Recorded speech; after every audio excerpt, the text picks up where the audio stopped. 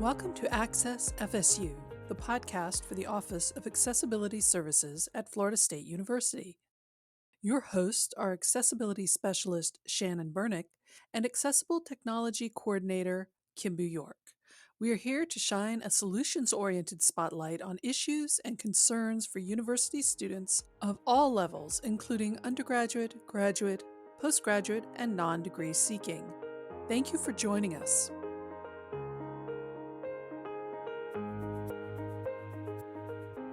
Welcome back to Access FSU. This is our 6th episode. I'm almost stunned that we've made it this far. I don't know about you, Shannon. Yeah, Absolutely.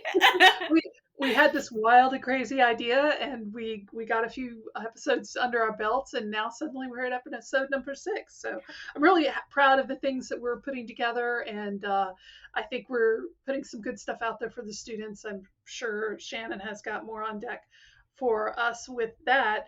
But this week we're going to be talking about goal setting. And, you know, as somebody who loves making lists, I've spent my lifetime trying to figure out goal setting and meeting your goals and how can you track your goals. And there's a lot of solutions out there. There are many ways to define your goals and to follow up on your goals and to track your goals. Bullet journals and online programs like Asana, project management, if you really want to get into it. But today we're going to talk about the kind of the core essence of what you need to put together to work on goal setting and achieving those goals, no matter what system you use around it. And when I was first introduced to this, it's called the SMART goal method a while back. I just really loved the simplicity on it. And I'm sure Shannon's going to talk to us a little bit about any research that's been done on it, studies that's been done on it, and how to really utilize it in the academic environment. Certainly for students with disabilities, we think would be very beneficial. I've known a couple of students who've talked to me about using this type of system. So I think it's going to be really great for students. So we're going to, I was excited when you proposed this one. So we're just going to jump right into it like we normally do. And my first question for you, Shannon, just to get the ball rolling, is what is goal setting and why is it important for students with disabilities? I know that's kind of a simple question, but I bet it doesn't have a simple answer. Yeah, like most things, it is a simple question, but there's actually been a lot of research done to support the use of goal setting. I knew you'd bring in the Yep, research. of course.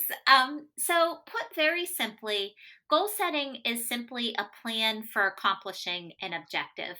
And if you're someone like me and Kimbu who likes making lists, it usually works pretty well for you. And of course, we can relate goal setting to any area of our life. So we can use it here at school, we can use it in the workplace, we can use it for self care, social activities, and relationships. And today we'll try to touch on examples for each of those areas just to give you an idea of what it might look like. Of course, we always want to tie our podcast back to students with disabilities. And the importance of setting goals specifically for students with disabilities can be seen in 3 different areas. The first is in the classroom. There was some research done back in 2012 in a group of students who were trying to acquire a new language. And the research shows that those students who set goals specifically related to language acquisition were actually better able to speak the language at the end of their study than those students who had not. So, very practical applications in a classroom setting. Also, many times students with disabilities are in some type of treatment program. And there's a lot of research out there about goal setting in the treatment setting. But one example that we have in our PowerPoint that we're going to post with this podcast was done among adults with depression. And goal setting, which is a common feature of many therapeutic models such as CBT, did show that they had improved treatment outcomes at the end of their treatment. And then finally, of course, in the workplace, Goal setting theory is used to help us understand that we set goals very intentionally. So, this is a conscious process, and it can add an effective and efficient way to increase productivity and motivation. And of course, we know that productivity and motivation are often impaired with many disabilities that our students experience. So, goal setting can help to mediate some of those symptoms related to your disability. And I mentioned this earlier, I kind of threw the term out there, but what is the SMART method of goal setting? I mean, it's not just smart, it stands for something. Yeah, so SMART is a mnemonic acronym that's just used to guide you in goal setting. So we have the S, which stands for specific, the M that stands for measurable, the A for attainable, or sometimes you'll hear this interchangeably used with achievable. The R, which stands for relevant. Some people replace the R with realistic, but we want to focus on relevant today because realistic can also be interpreted as attainable or achievable. So we will stick with the original use of relevant today. And then the T stands for time bound. So we want to make sure that our goals are something that can be completed within a given amount of time. So, in keeping with the mnemonic acronym, we'll just go ahead and talk about a couple examples of what each of those words mean and what they would look like in terms of goal setting. So, when we talk about the S, which means specific, we're answering the question, what objective do you want to achieve? When we answer this question, we want to be as clear as possible. So, a general example might be I want to get better grades. And of course, this is a very admirable goal. Many students share this as a goal, but it is very general. So, it's hard to measure, it's hard to know when you'll have achieved it. A more specific example would be I will make the dean's list this semester. Or you might say, I will raise my major GPA from 2.9 to 3.1. So those are very specific. And also, as we go on to the next one, very measurable. So we want to make sure that when we are setting our goal, that we're able to track it and measure it. We can usually do this by adding some type of number to it. So a general example of a goal might be, I will read more for enjoyment. We can make that more specific and more measurable by saying, I will read my favorite magazine for 20 minutes before bed each night. So there we have two things that are measurable, 20 minutes and each night. Going on to the A for attainable or achievable, we want to make sure that our goal is challenging enough for us that it's going to require some effort. However, we want to make sure that it is also reasonable enough to manage. And it's very important here to be mindful of the symptoms of your diagnosis. Anytime there's a flare up of those symptoms, it may be more or less difficult to achieve your goal. So, we'll definitely want to keep in mind any flare ups or any particular symptoms of your diagnosis that may impact whether or not your goal is achievable. So, for example, we might set the goal I will attend 2 social events each week. When we set this goal, we want to consider our personal preferences or the symptoms of our diagnosis. So, if you are someone who's an extrovert, very outgoing, you are fueled by interaction with other people, then this is a very attainable or achievable goal. However, if you're someone who's introverted, or if you're someone who experiences social anxiety, this can be actually very draining for you and could exacerbate the symptoms of your diagnosis. So, in that case, you might reduce this to 2 social events each month or 1 social event every other week. Still will enable you to experience the benefits of social interaction, but it won't overwhelm your disability related symptoms or your personal preferences. And of course, another thing you want to keep in mind when you're considering whether your goal is attainable or achievable is what your current circumstances are and what your current resources are. So, for example, if you're saying, I will improve my fitness by working with a personal trainer, you're going to want to first of all consider the financial cost. Most personal trainers are not, right? Personal trainers aren't free. I know that for sure. No, they are not. So you'll want to ask yourself, is the cost of this within my budget? Can I afford a personal trainer? You also want to consider your personal preferences. With a personal trainer, you might have to work out at a gym, and perhaps you prefer the privacy of your own home. In that case, you can start to consider some alternatives. You could ask a friend who maybe is really into fitness and can share some tips with you. Or, of course, you could always explore the internet for any type of free workout materials there.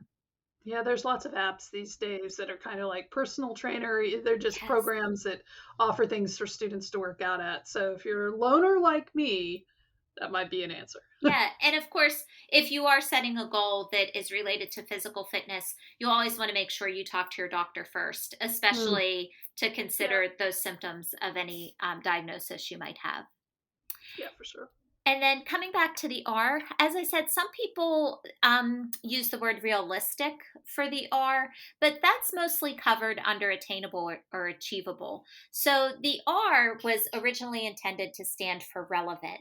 And I think this is particularly important for students in college because they're making the transition from that shared responsibility and that shared identity with their family to more independent living and a more independent identity. So it's important to ask yourself when you're setting goals, why do I want to achieve this goal? Especially in the case of determining what your major is going to be. Maybe the family business is being a lawyer, but a lawyer isn't really where your heart is. Maybe perhaps you would prefer to be a nurse. So you definitely want to consider if the goal is important to you or if it's someone else's priority. You also want to make sure that it's aligned with your values. Um, Going back to our example of law versus nursing, oftentimes there can be situations that lawyers encounter that require a sort of moral flexibility or ethical challenges. And that might not be an area that you operate comfortably in. So perhaps nursing might be something that you find is more aligned with your personal values of helping people. You might also want to consider if your goal is consistent with your long term plans. If your long term plans are to become a nurse, majoring in environmental sciences probably isn't going to help you get there very quickly.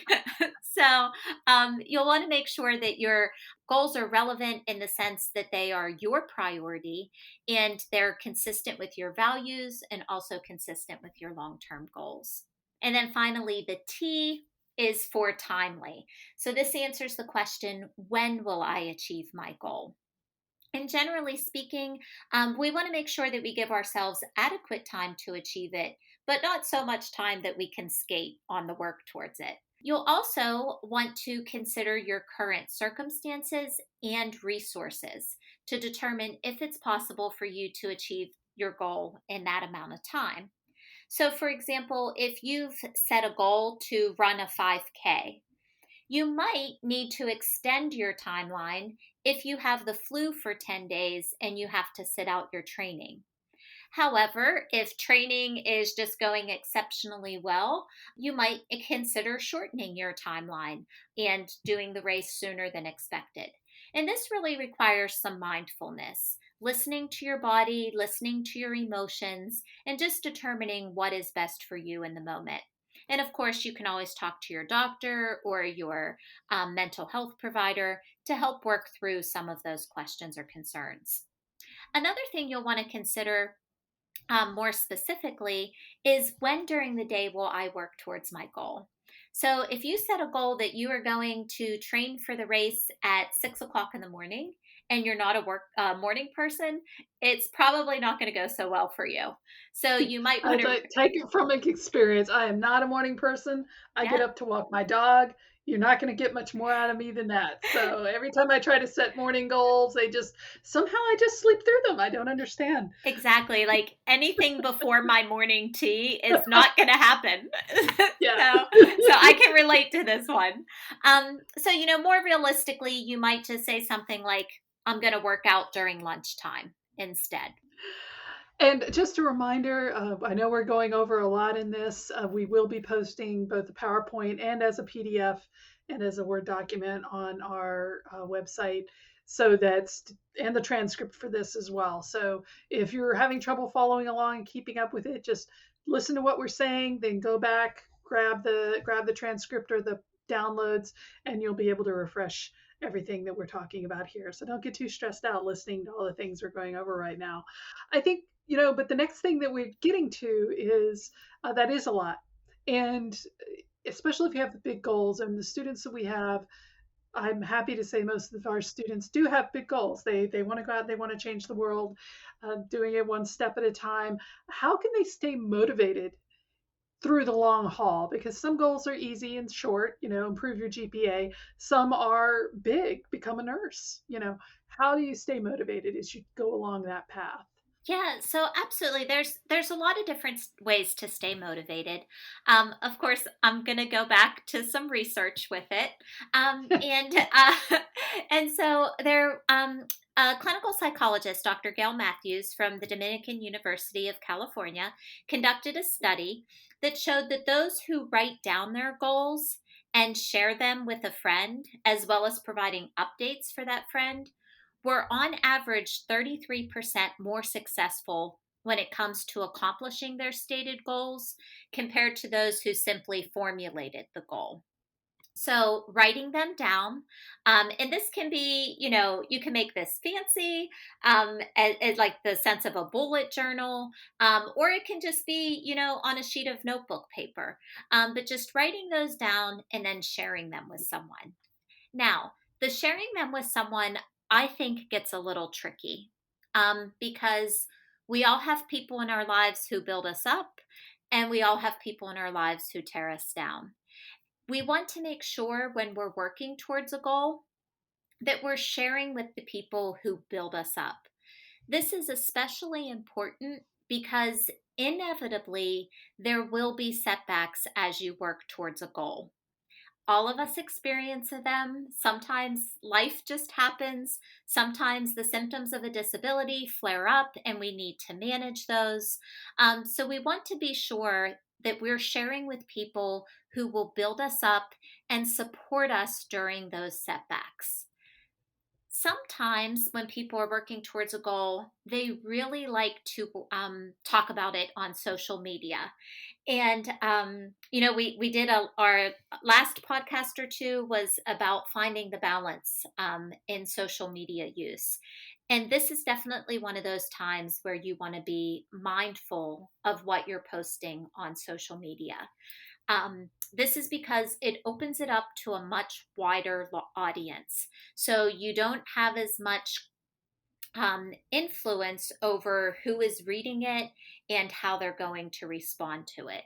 So I'm not saying not to post on social media. It can be a great support network for some people, but it does also open it up to a wider audience, which increases the chances that someone might not respond as supportively as you would like them to.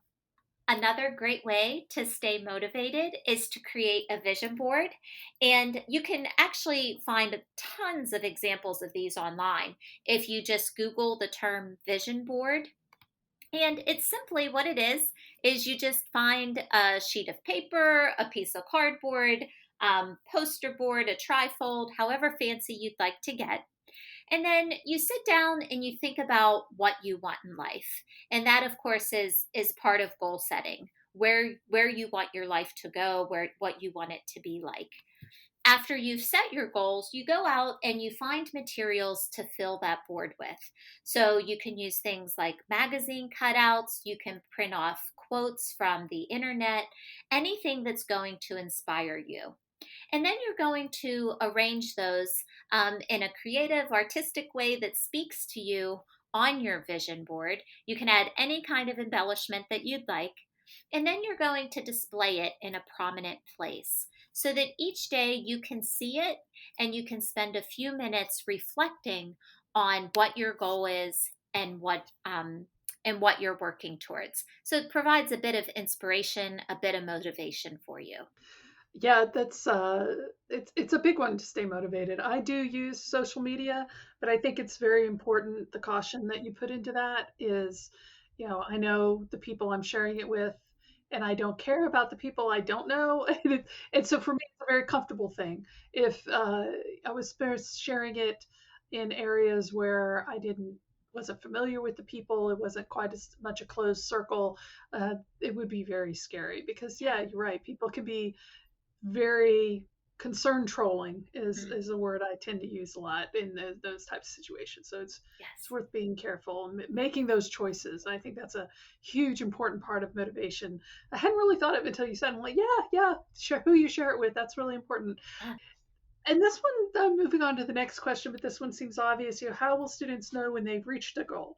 Well, if it's measurable, you would think that, well, you've measured that goal and you've reached it, but there's more to it there, Yeah. right? Yeah. And measuring is definitely a big piece of knowing that you've reached your goal. And a lot of technology can help with that. In the presentation that we're going to share, there's a link that links to some apps. For example, the Goals on Track app actually uses this exact method of setting goals, and it will help you set the goal and track the goal. So you can use technology to help you track your goal. It doesn't have to be that fancy. We probably all remember being in kindergarten and there was a little grid and you got a gold star when you did what you were supposed to do. Oh And it man, I felt miss the good, gold stars. I miss the right? gold stars so I much. It felt good, didn't it? So good. So of course when you're tracking it with those measurable terms that we talked about earlier, that's going to help you visually see the progress that you're making. And sometimes with short-term goals this happens relatively quickly. So if we say I'm going to run the 5K turkey trot on Thanksgiving Day, of course you'll know you reached your goal when you cross the finish line and they hand you a little turkey medal. Sometimes with long term goals, it's not as easy to see. Mm, So, you want to make sure that you're tracking it with those technology apps that we've talked about, with those handmade apps or with those handmade products like the Gold Star on a grid. But you can also ask yourself some questions. Such as, am I meeting short term goals related to my long term goal? So, going back to that specific goal of earning a Bachelor of Science degree in nursing, the first step to that is being admitted into a nursing program. So if you meet that step, then you know you're making progress towards that long term goal. Also, you can ask yourself some things. Are my habits changing? Or do I feel differently? So, going back to the goal of reading each night for 20 minutes before you go to bed for enjoyment, you might notice that when you do that, your anxiety is lessened and your sleep quality is improved. So, those aren't necessarily measurable in numbers, but they're measurable in a qualitative sense, in that you're mm. feeling better and your quality of life is better. That makes sense. That makes sense. Easy to railroad over that sometimes, I think, and especially in our society, which is so productivity oriented. Mm. So how it's affecting your life is sometimes forgotten into it. Yeah. But then we get to the fun part, right? Like Yes. we've done the thing. Mhm. Time to celebrate. Yes, absolutely. It's Yeah. so important. Goal setting is a lot of work, a lot of hard work Mm, and energy goes into it. And so we always want to make sure that we are celebrating by rewarding ourselves for work well done. So there are two different types of rewards. There are internal rewards and then external rewards. When we talk about internal rewards, those are things that come from within. And the last example I just used is the perfect example of it. When I read for enjoyment before bed, I feel better. I have less anxiety and I have improved sleep quality. So, that right there, for anyone who's experienced anxiety and disrupted sleep, that right there is probably going to be enough to continue working to the goal toward their goal, because it's No very gold powerful. star needed. No Yeah. gold star needed. That's right. However, sometimes, or even in addition to internal rewards, it's great to have an external reward. So, this is something that comes from an outside source, things like the gold star, or things like praise from the people around us. So, we want to make sure that external rewards are kept very simple, so that they don't begin to interfere with other parts of our lives. Like, if we choose something that's expensive, it might not fit our budget. And then we're going to have to set financial goals. So, we also want it to be frequent, so that we're regularly receiving feedback, to keep us motivated and inspired to keep going. And as I said, we want it to be free or inexpensive. So, an example, in keeping with our reading before bed each night goal, once you finish the copy of your magazine that you're currently reading, you can go ahead out and buy yourself a copy of the new copy of your favorite magazine. And maybe while you're at the bookstore, you can treat yourself to a cookie from the bakery. So, we want to keep those simple, frequent, and hopefully inexpensive or free. Now, inevitably, there are going to be setbacks. So, we definitely want to spend some time talking about that as well. But I don't Yeah, want to get definitely. ahead of myself here. So, I did want to bring up something because we did talk about social media a little bit earlier and the dangers of posting these types of things on social media. I'm in fandom, as everybody knows. Who knows me? They knows that anyway. I follow a lot of artists, especially a lot of fan artists, but also professional artists. And one thing I notice that a lot of times is they kind of get hooked on the immediate hit of the encouragement they get by posting art on there. mhm, And there's a lot of reasons. There's algorithms. I suggest that people go back and listen to Finding the Me in Social Media, which was an earlier podcast we did about this. Goes into that a little bit more. But I think that's one of the cases where sometimes the motivation and the encouragement can turn a little negative yes, because you become hooked on that instead of hooked on accomplishing your goal. right. So, and I think this also relates to your comment there about the reward, the in the case of external rewards, being not super expensive, maybe not the whole pint of ice cream, you know, Right. yeah. Right. Because then you're going to Not have to that set I've never another done goal. that. No, no, I've Exactly. never done that. Never.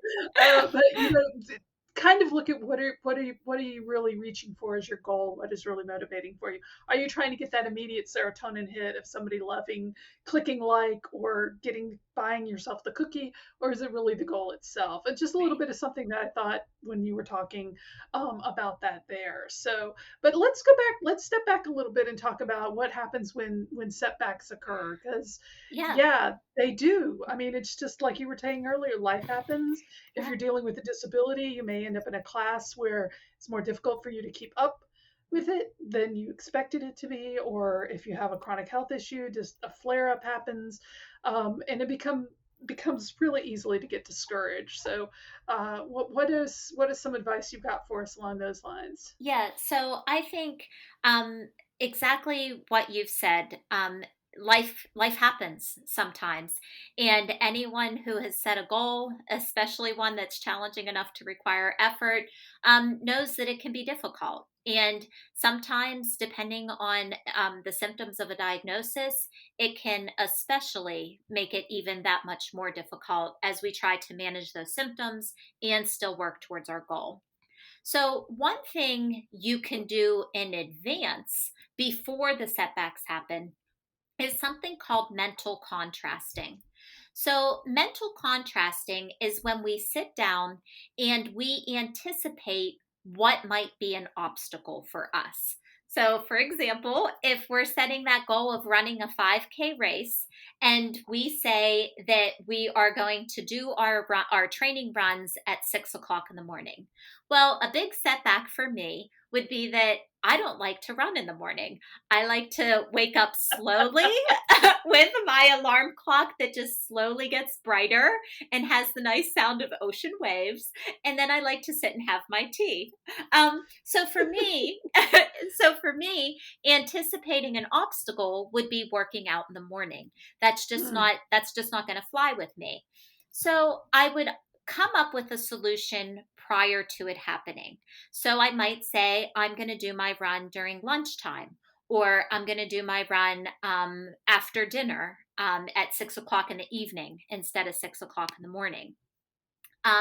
So, for another example, if your goal is to raise your GPA from 2.9 to 3.1, you might say, well, an obstacle that's going to get in the way is that I love to play video games.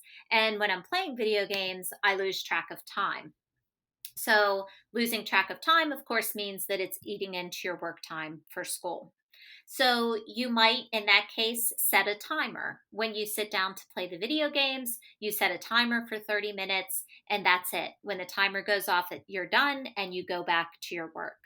Or you might even make an arrangement with yourself where you say, I'm going to complete all of my work for the night and then reward myself by playing video games. So, mental contrasting is a way of preparing for those setbacks that might happen.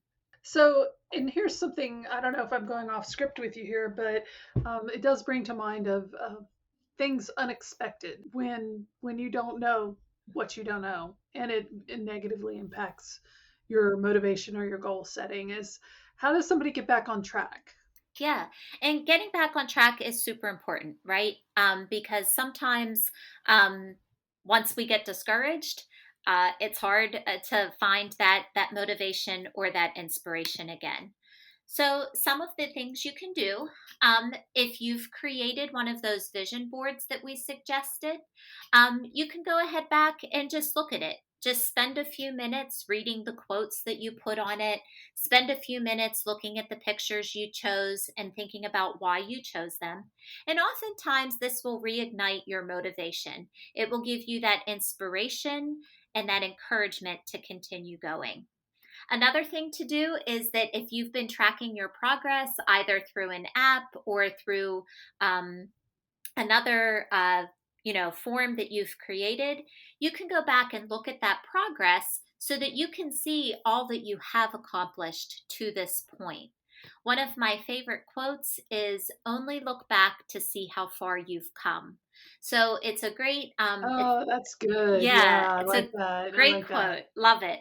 And so it's always great to review that progress and think about all that energy and time that you've invested, and see how far you've come. A lot of times it can be motivating then to keep going, to keep working. Another thing you can do is that you can think about what you would say to a friend who was having trouble reaching their goal. And the way that this works is that oftentimes we're much more compassionate and we're much more forgiving of other people who struggle than we are of our own struggles. So if you try to put a little bit of space between you and um, the difficulty that you're having reaching your goal and think about it as if it were a friend, it can help evoke that compassion and empathy within yourself. Of course, if you chose to share your goal with a supportive friend or a supportive network of friends, you can always reach out to them to talk about the fact that you've lost motivation, that you've had a setback, that you're feeling discouraged. And you can kind of look to them to see if they can provide you some support or motivation. And then, of course, sometimes if circumstances are very extenuating, which many of us have encountered during the pandemic, you might want to consider revising your goal. So maybe you're not going to get to run the 5K for Thanksgiving turkey trot this year, but maybe you could walk it instead. So it's always appropriate to go back and revise your goal in order to accommodate any disability related symptoms that flare up or just any circumstances that happen in life that are difficult to overcome. And I think that is fully captured by the SMART goal technique because you're going to be going back and, okay, is it measurable, and is it achievable? Is it relevant? And there's situations where we've all been in where a goal might just have to change, either because circumstances have changed or you yourself as a person has changed. So Yes. that's one of the things I really like about the SMART goal format. The way that it can be applied to almost anything. That said, though, I would really like to point out to anybody who's not from Tallahassee that the Thanksgiving turkey trot is an actual thing that really Yes. does exist. It We've is. mentioned it a couple of times, and I'm like, this could sound really weird if somebody's like in Minnesota. Okay, so She's holding up yeah, a badge to the screen right now. Oh my God, it's a turkey! our audience can't see this, but I have the turkey medals from when my husband and I did it. They're fat little turkeys on a ribbon. Aren't they precious? Aren't they? They're just so cute little precious. turkeys on a ribbon. Yeah. So, and tons of people come out to do the turkey trot. Some people walk, some people run, some people, use modified bikes or wheelchairs. So it is a great time. If you haven't participated before, it's really a fun time. Yeah. And now maybe this year we'll actually get to have it again. It was because everything was shut down last year. So yeah, Turkey Trot Tallahassee 2021. Join us. Be there, be square. So I think we've pretty much hit all the points. Did I leave anything off our agenda? No, I think we've covered everything. I just wanted to say, sometimes it's not easy to set goals on your own, or sometimes sometimes the things you want to work towards are, especially if they're related to disability symptoms, they can be difficult to work on your own. So on campus, we do have the FSU Counseling and Psychological Services, who I think I got their name right. They just changed it. Yeah, they just changed it. Yeah, I was going to say Counseling Center, and then I stopped myself. So I believe it's the Counseling and Psychological Services at Florida State University is their new name. And they are a great resource for any type of goal setting that especially is related to mental health. Things like anxiety, depression, PTSD. They're a fantastic resource for that. And then also, we see a lot of students at our center with an ADHD diagnosis, which impairs executive functioning. So those are things like organization, time management, scheduling, planning. And we do have the Academic Center for Excellence here on campus. They have personal academic consultants who will work with you one-on-one on those types of skills. So they are an excellent resource if you are considering setting goals in those areas. And if you happen to be listening to this and are unfortunately not a student at Florida State University, we feel sorry for you. But also, look on your own campus at whatever university or college you're at and look for similar services. These are standard services in higher ed.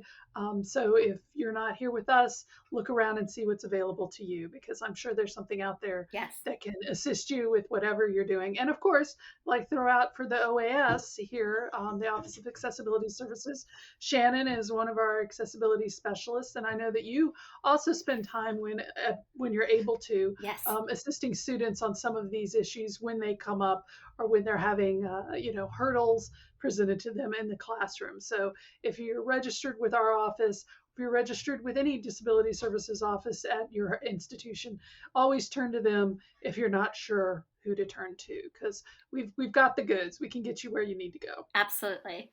Yeah, so I think that wraps it up. We do hope that any students who have any questions reach out to us.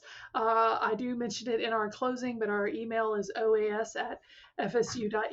We know there was a lot of material covered in this podcast today, but again, as we said earlier, the downloads will be available for the presentation on our website, and eventually I'll get it up on YouTube with captions. So that's always part of this. I'm like, oh yeah, I got to remember to do that. But you can set a goal for that. You can set a SMART goal for that. Thanks, Shannon. I think I'm totally going to do that. So yeah, okay. I have my action item now. I think we're ready to go. Anything else you want to throw out there before we sign off? I think that covers it for today. All right. Well, this is Kimbu and Shannon. We are with the Office of Accessibility Services here at Florida State University, and it is OAS is OUT out.